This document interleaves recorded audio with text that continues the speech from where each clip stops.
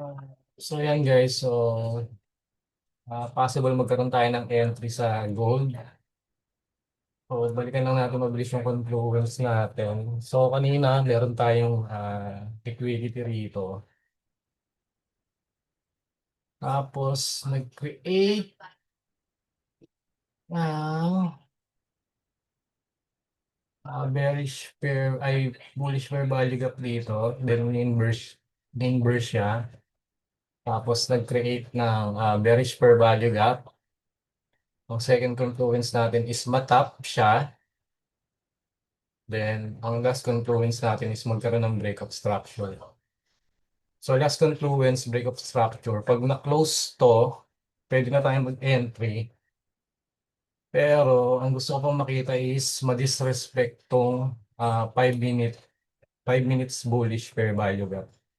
So, kailangan ma-close siya dito sa baba bago tayo mag-entry.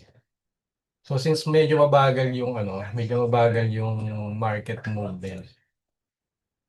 Ah, low risk lang yung gagawin natin dito sa trade na to. Para at least may trade lang tayo. So, ang initial lot na inaano ko dito is 2.5. So, dito magpo 0.50 lang tayo.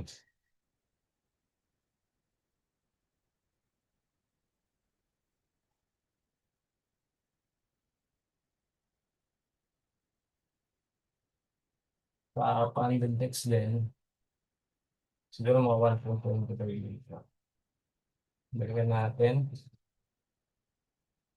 Yan na. So, 1 minute. So, nag-close below. Let's go. Hindi pa siya nag-close. Kaya naghihintay pa tayo dito.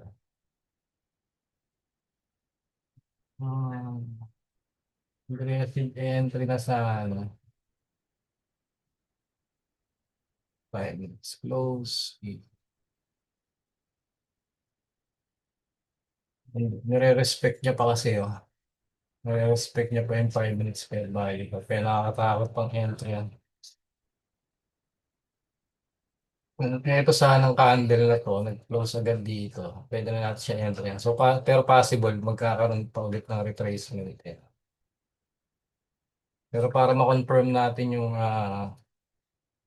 bearish trend, kailangan ma-disrespect ko 5 minute fair value gap na to. Yung fair value. Ayan, kaya may mark din siya na white.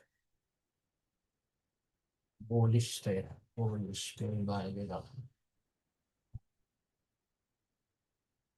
Waiting game, possible. Ito yung respect mo. Ito na yung next respect mo. Ito naman, yung bago nating bearish per value gap. So, respect, then break dito. Pwede na tayo mag-trade. Usually, ang stop loss sana natin is dito para ma-consider yung invalidation ng entry natin. Kaya lang, since medyo malayo na siya, so around 3342 na tayo makaka-entry din. Ang SL natin is 3348. So mga 60 pips stop loss, medyo mataas siya. So dito sa trade na to, ah, pag respect niya tong fair value gap na to, kahit dito na lang siguro tayo mag-SL. So 3345, 60. Yan. Para at least may space para sa spread. So, ang gusto ko makita dito is bearish reaction tapos break of structure dito sa recent low natin at the same time magbe-break of structure din sa ma-inverse din yung 5 minutes fair value. So pag di niya na-respect to, malakas pa yung reaction sa 5 minutes bullish fair value possible kuhanin niya pa itong liquidity rito. Then from there, pagka tinig niya tong liquidity na to, doon tayo hahanap ng entry model natin again. Then explain ko ulit. Kanina, na-explain ko na kanina kaya lang nawalan ako ng internet. So, ayun. Actually, hindi rin ako ano dito. Hindi rin ako confident dito sa setup na to ngayon. Kasi meron pa siyang malapit na, ano na liquidity pool na pwedeng i-grab. So, tignan natin sa 1 minute. So, in-inverse niya na to. Possible lumipad pa yan. Lalo na pag in-inverse niya ulit to, may invalid na yung entry model natin dito.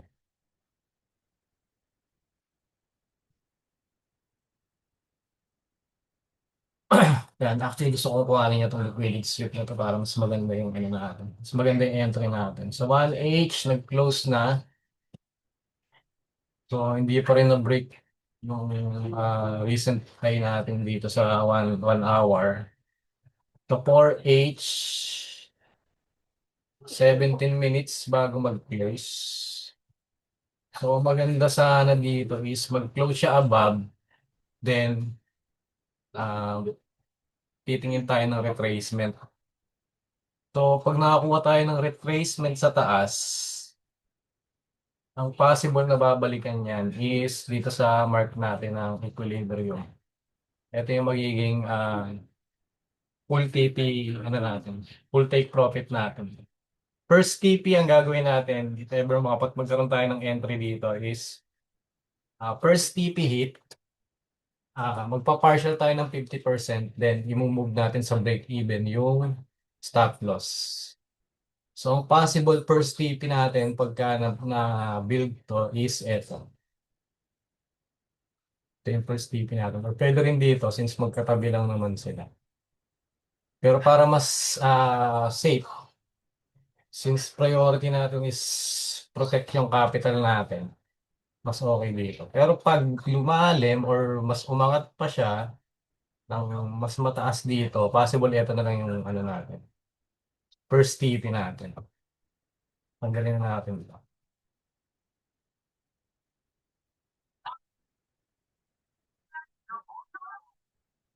Ulitin ko na lang mamaya yung mga confluence natin. Pero ang first trigger ng confluence natin is sa London session, magwe-wait tayo ng pre-market open, so around 30 minutes bago tayo maghanap ng trade. So, pagka-open niya ng trade, usually ito din nag-open yung, yung London sessions.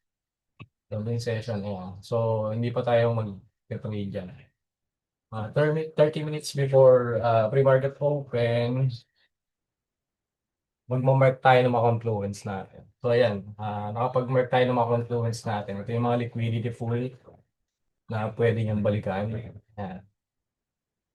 So, sa taas, ito, nag-create siya ng another 5 minutes liquidity pool.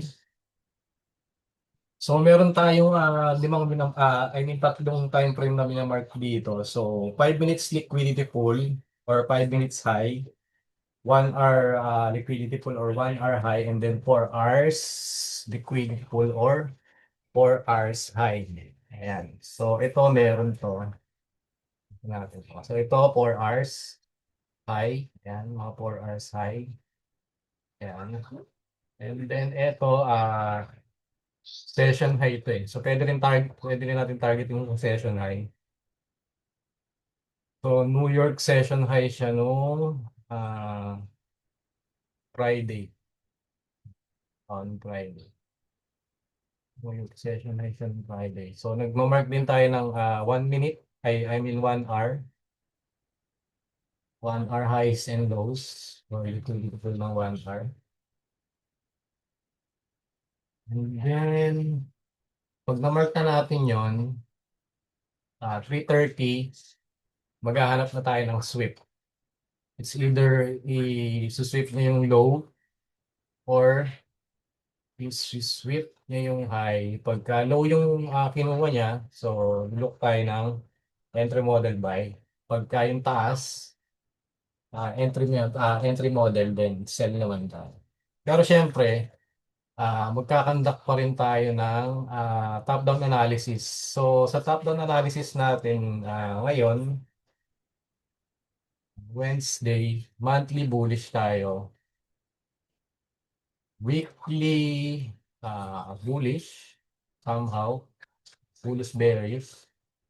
Kasi wala pang break eh. Ito yung pinaka-high natin. Ito yung recent. Ito yung pinaka-recent kaya lang nag-failed siya. Then, nag-liquidity sweep lang siya. Nagkaroon ng reaction pababa. Sa daily, sa daily kung makikita natin, so ito yung recent high, nagkaroon ng break of structure, nagkaroon ng panibagong high, then break of structure, nagkaroon ng tawag dito, nagkaroon ng retracement dito, then lumipad ulit siya. So 4 hours, ayan, so bullish pa rin tayo sa 4 hours. Though hindi pa natin na break tong recent na to. So, ang gusto natin makita is 4 hours close, candle close. Ma-break niya to para ma-confirm natin yung bullish trend. Then, maghahanap tayo ng retracement. So, yun yung ite-trade natin possible ngayon, yung retracement. So, magiging maingat lang tayo kasi counter trend yung ano natin. Counter trend yung entry natin ngayon. Again, kaya medyo mabagal yung price action ng gold ngayon kasi mamaya merong CPI news. Ayan, mamayang 8:30. Tapos, dito sa entry model natin na to, ang trade lang natin is dalawa sa isang araw. London session and then New York session. So mamaya, since meron tayong high impact news ng 8:30, possible no trade tayo sa New York noon. So kahapon, Tuesday din Monday. Monday and Tuesday, medyo maganda siya kasi walang walang news. So masarap siya i-trade. So dito Monday and Tuesday, nakakuha tayo ng entry and nag-profit tayo. Tapos, para bigyan kayo ng additional context, ang tinetrade natin is yung funded next competition. So, ito libre lang to. Ayan, so funded next competition. So, using this strategy, nakapag-generate na tayo ng 4.4% gain. So, start ko to no, ayun, nag-start yung competition nung nung 1. Tapos, next is yung FTMO 100K challenge account natin. So, ito yung main natin. Yung FTMO challenge account 100. Hopefully, mapasa natin using this strategy. Bye! So, balikan natin to. Tanggalin na natin yung session. Wala ko. Nung nag-react pa rin, nagkaroon pa rin ng reaction dito sa 1 minute FBG natin.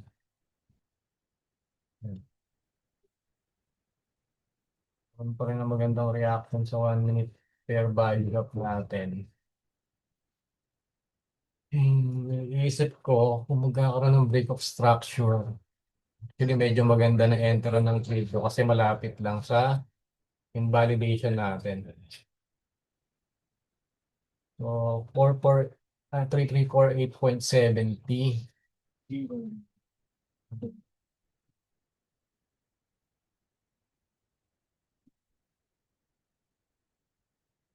Pag na-break to, parang gusto ko ng entry yan.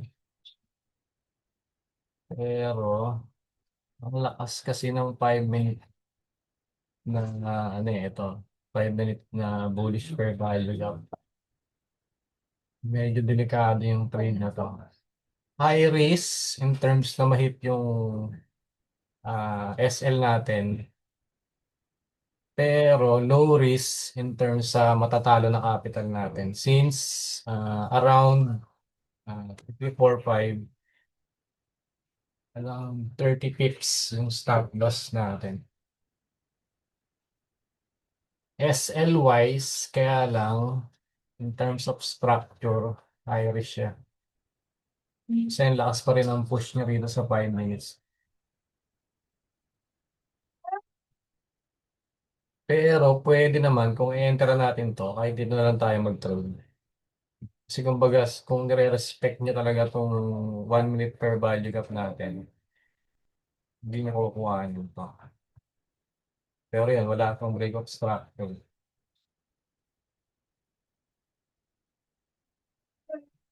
Yan. So for me, ito yung talagang trading. Yung naghihintay ka.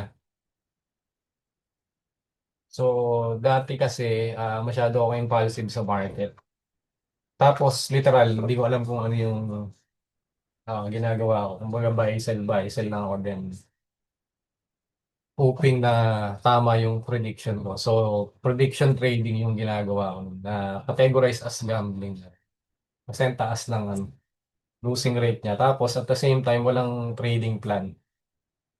So, kumbaga, nakatingin lang ako sa monetary value. Let's say, yung trade ko is nag-gain na ng $10. So, close na. Okay na yun. Pero dun sa strategy kasi na yun, lamang sa talo. Hindi ako nag-analyze ng trend.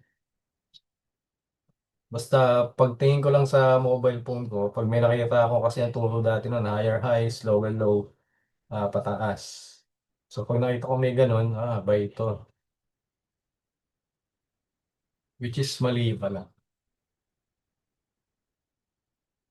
So, nung nakapag-jump kami dito sa strategy na to, ayan, somehow, ah, along dun sa setup na pinanood ko, na inaral namin, ang maganda kasi ron, may kasama siyang trading psychology na yun yung pinaka-importante sa trading.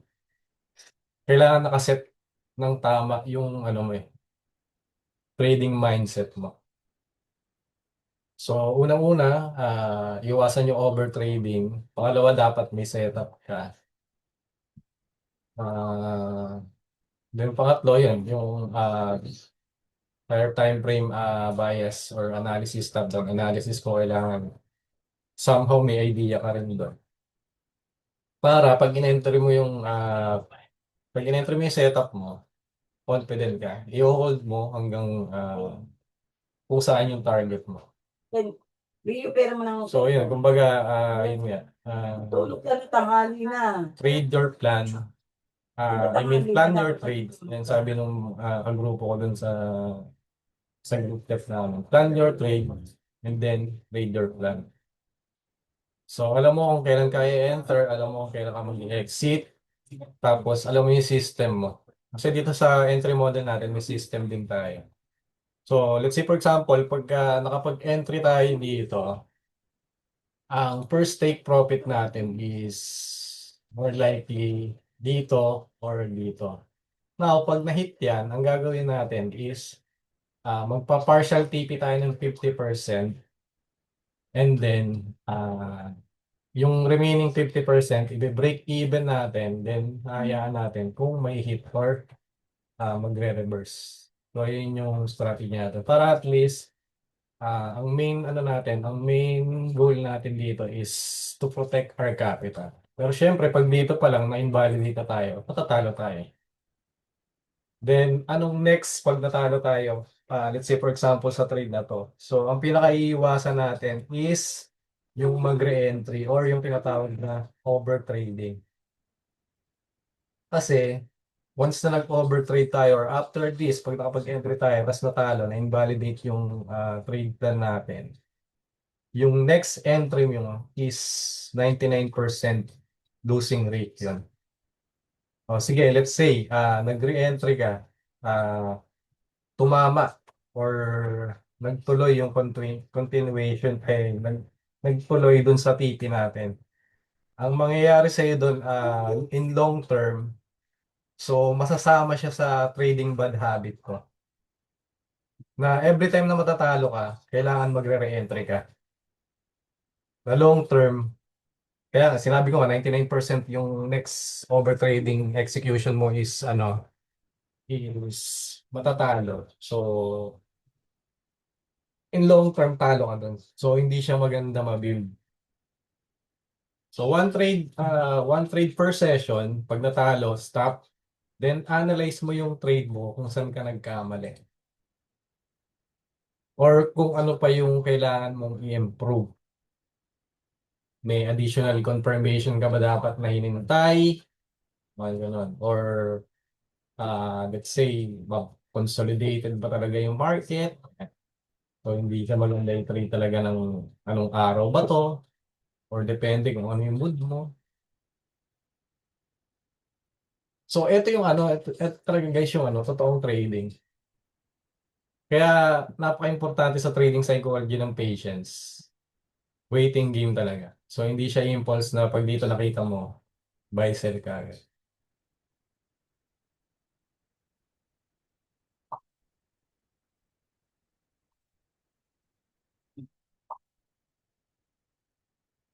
So pwede naman pag nag-break of structure dito, pag nag-close to, entryhan natin, then kahit dito lang yung first take profit, tapos maliit na lot size lang. Gusto ko na talaga entryhan eh, pero yun nga, patience talaga eh. Masyadong mabagal yung movement ni gold eh.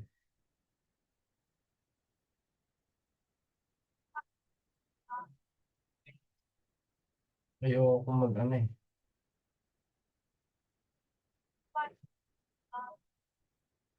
Ako confident dito sa movement niya, masyadong mabagal.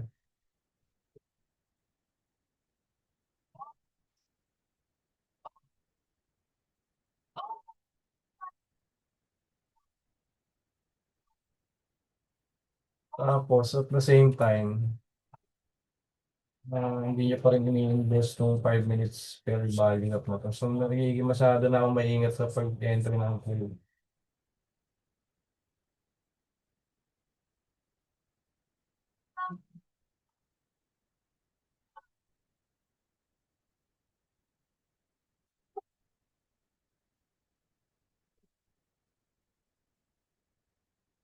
5, 6, 3%. Possible ma-hit niya pa. Pero hindi ko, ay oo, tama. So, asan yung 5 minutes? Hindi natin. Yung 5 minutes per bali up natin. So, dalawa dapat may entry na tayo dito ng short. Take profit dito. Pero hindi ko siya tinish. Ang TP1 sana natin is pwede kahit dito na yung TP1 natin. So, 1.18. Second TP natin is dito. Let's see kung mag-play yun.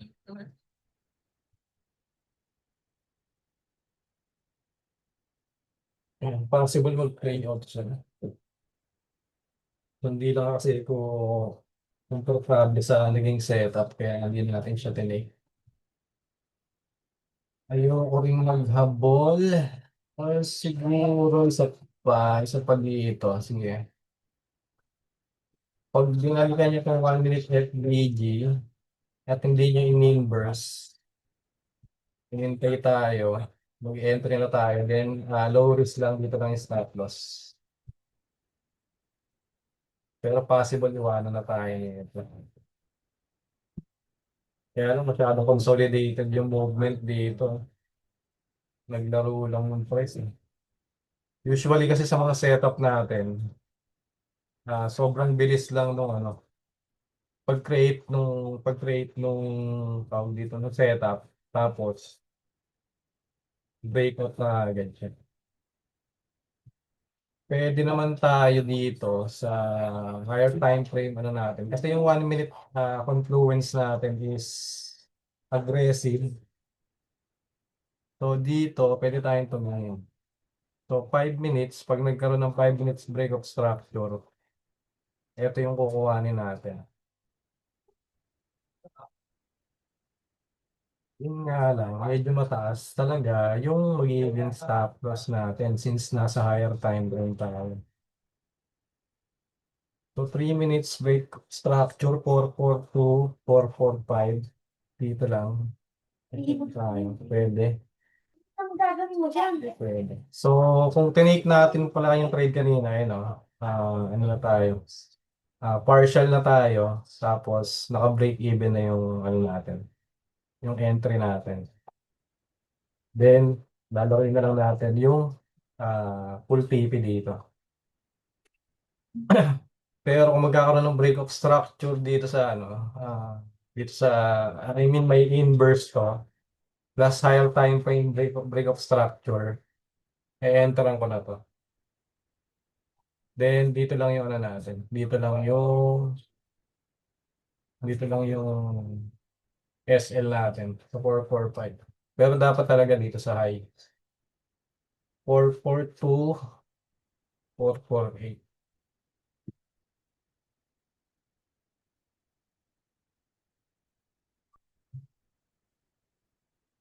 Sige, 2 minutes bago mag-break. Pero tingin ko okay na to. Mag-ano na to. Ito na yung bias for the day.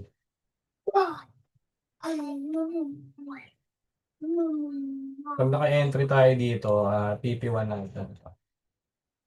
Pag close lang yan below dito sa linya natin. Kasi dito may inverse yung fair value gap ng 5 minutes. Yung bullish.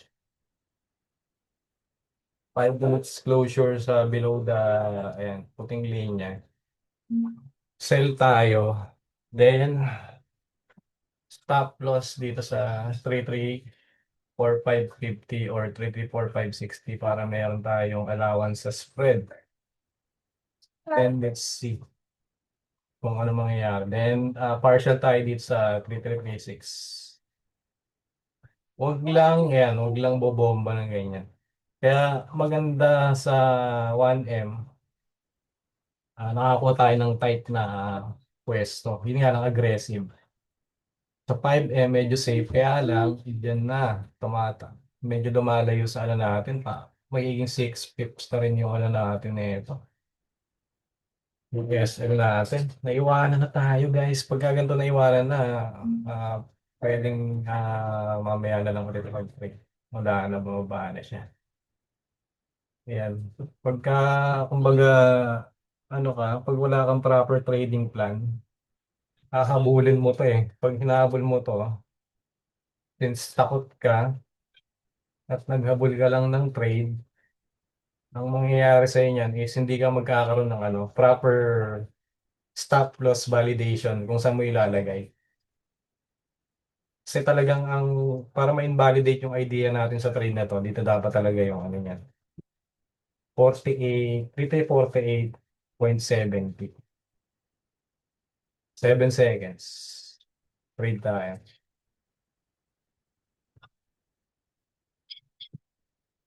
Ito. So, we're entering sell sa FN tsaka sa funded next computation. Then, ang stop loss natin, pinag-iisipan ko kung dito sa taas or dito. Pero para safe lang, ayoko mag-risk na masyado mataas. Dito lang tayo sa 5-minute fair value. Pero possible pala, i-risk, balikan niya pa to. Dito tayo. 3347. So, ayusin natin. 3347 yung stop loss natin.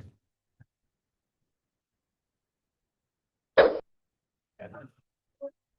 Tingnan natin kung ilan yung mga natin. 800 USD. Pwede tayo masalo na 800 USD. Pero wala. No risk, no Ferrari. Pero may ano naman tayo, nag-analyze naman tayo ng maayos. 3347 ba? Mga ko. 47 yan. 3347. Yan. So dito, sa account na to, 300 yung pwede nating invest. Pero yan, kung makikita nyo, yan, bumaba na. So, para ma-manage natin yung trade natin. So, dito, mag-take profit na tayo dito sa 3336. Tapos, i-move natin sa break-even yung trade natin para risk-free trading na. So, iset na natin dito since 0.50 yung ano natin, Market execution, 0.40 or 0.3, 0.30. Magko-close tayo ng 0.30, tapos dito is magko-close tayo ng 1 lot siguro. Ayan. So, check natin. So, malapit na ma-hit. So, yun, hit na. Close na tayo. 1, close na rin. 2. Then, move na tayo ng stop loss sa break-even. Next, stop loss sa break-even.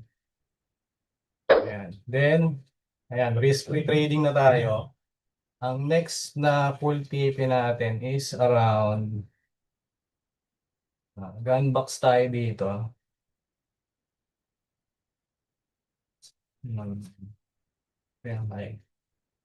Actually, na-hit na pala yung full TP natin. Dito lang tayo dapat talaga. So, medyo pangit tong position natin. Para matapos na rin yung ano natin, yung video natin. Ano ko na to. I-close ko na to. Ah, kasi hmm, sa higher time frame natin, dito lang yung pinaka magandang ano. Dito lang yung pinaka magandang last take profit natin. Pero possible, bumaba pa yan.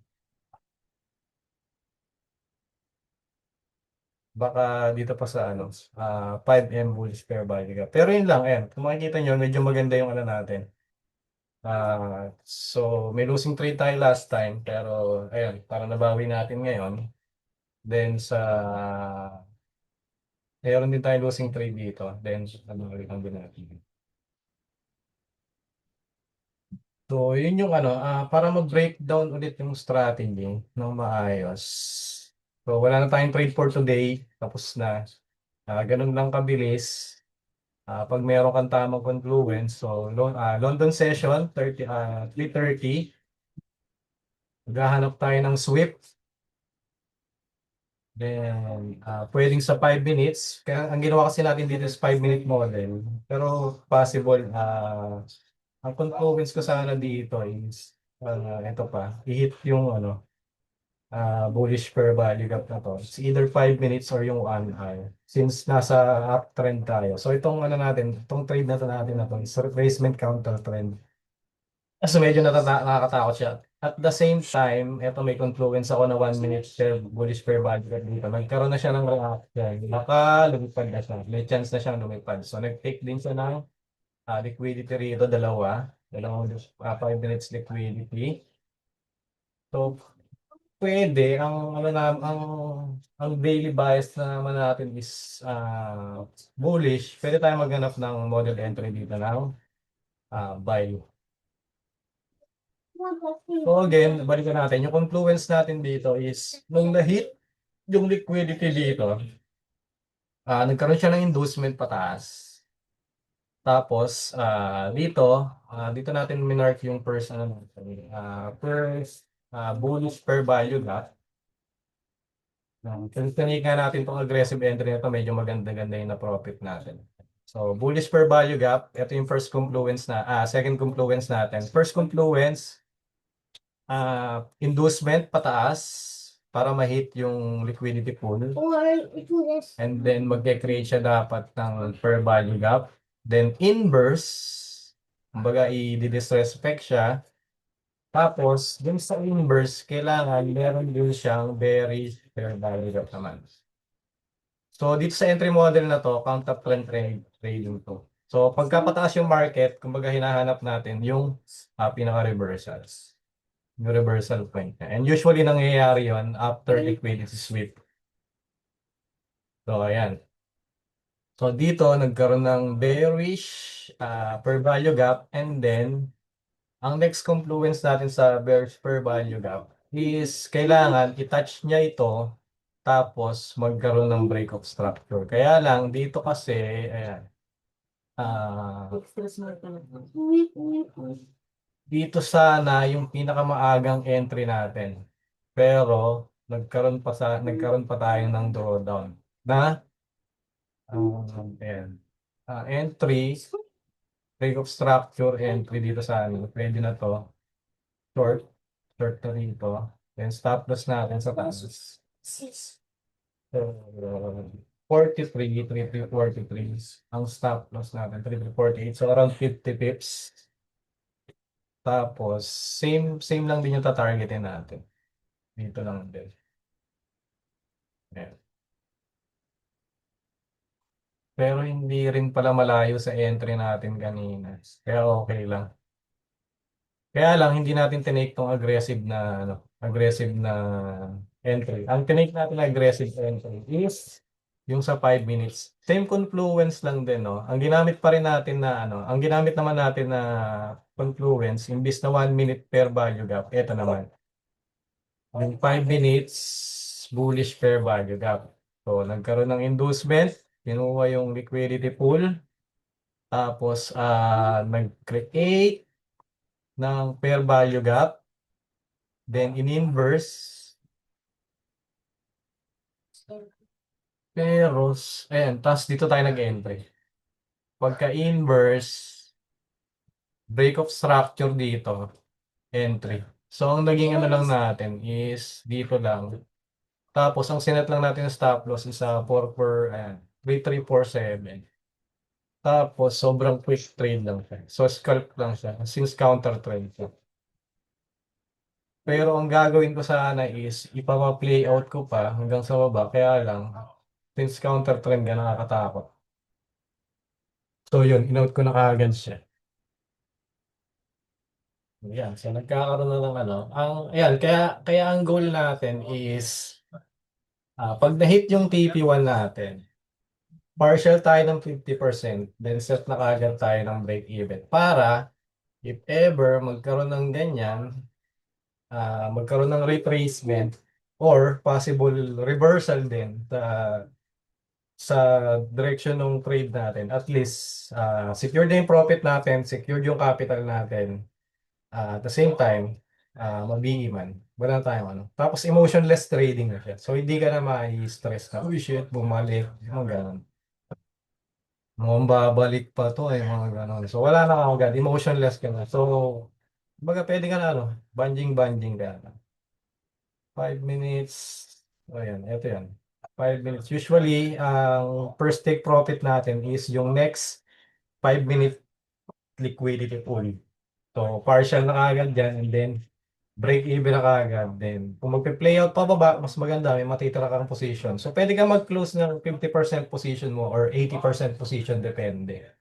Katulad nung ginawa natin kanina. Actually, kanina, almost 60% yung inuna natin kasi ano bang ginawa natin? 0.30 yung close natin. Pero nung nakita ko yung higher time frame bias natin kanina na-filled niya na yung possible retracement sa 4 hours, pumasok na sa gun box natin, sa equilibrium ng gun box natin na ayun na, makukuha niya na kaagad. Ayun o. Actually, may space pa konti, pero nag-react na kaagad dun sa 1 minute per value na. So, in-out ko na parehas yung position. So, wala na. Panalo na yung trade na. So, dito sa ano, nag-profit tayo ng 573, then dito 231.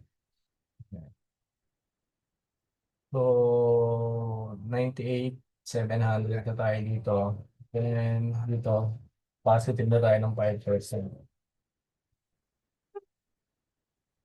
Yung one,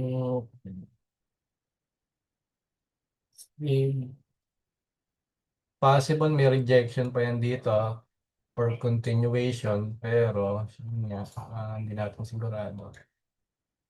Ayan, kung magre-react siya kung i-respect niya tong 5 minutes bearish fair value gap natin. So yung setup na to is more on scalp. Mabilis ka lang makakapag-trade. Medyo matagal yung paghanap ng setup, tapos medyo mabilis lang yung pag-exit natin. Tatagal lang yung pag-exit natin pagka medyo maganda yung ano, yung pag nasa ano tayo, nasa trend tayo. Kumbaga, pakita natin sa higher time frame, bullish tapos nagkaroon tayo ng bullish entry model. Actually, since bullish nga, ayun nga nakalimutan ko, pwede tayong kumuha dito ng entry model natin. Kaya let's say for example, nagkaroon ng inducement. So dito, bullish fair value gap. Tapos, in-inverse siya. So nagkaroon tayo ng bullish FDG. Nire-respect. Pwede natin testing entry yan po para makita. Kasi yung bias ko talaga bullish eh. 3333. Medyo malaki nga lang din talaga. Malaki lang ulit yung.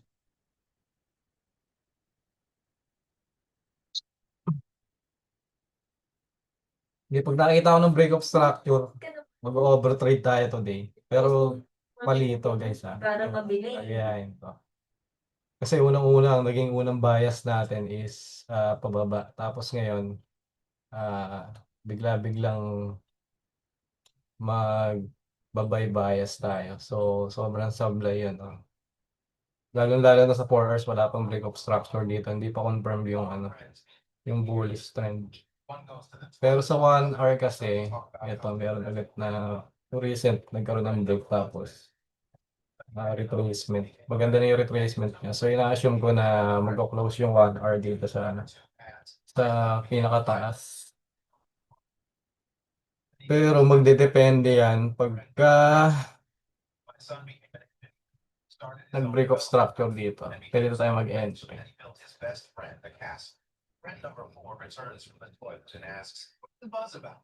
Pero pagka in-inverse tong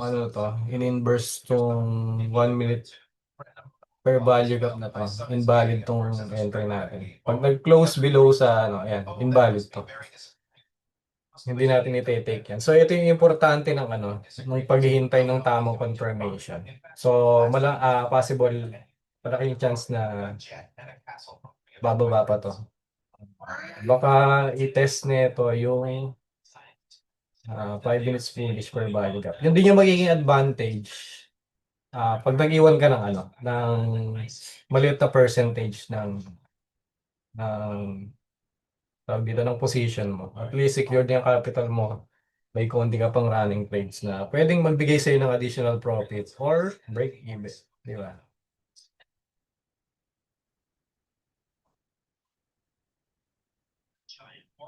So, yun lang siguro ngayong London session.